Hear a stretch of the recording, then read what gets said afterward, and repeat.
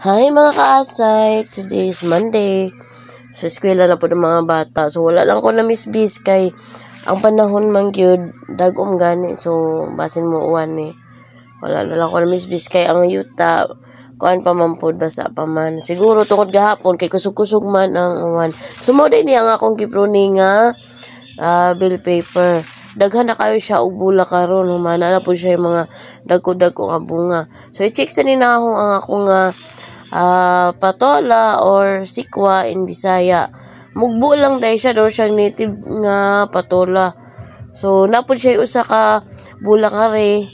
Bali duha na sila mamantag mapadayon ni kaya para makautanta. So kanina yung sikwa lamin ni siya ibutang sa lawoy.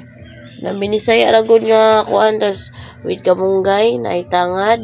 Okay na pagkahuman butangan sa nimo siguro na kay batong pwede na.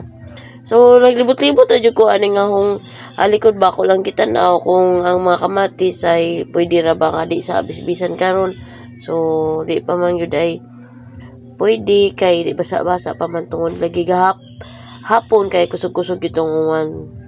Human nagduduha pa po kong panili kay syempre kung naglapok naman po ang yuta di sa lamang. So kaniday na lubatan ko kay ang ahong bagsok na di ay diri sa pikas hing na to day nako sa garden. Karon pa ko na kitaan nga hing guho na siya. So magkuansa ko. Sikaso ko pamahaw sa. So thank you for watching mga kaasay. God bless everyone. Bye.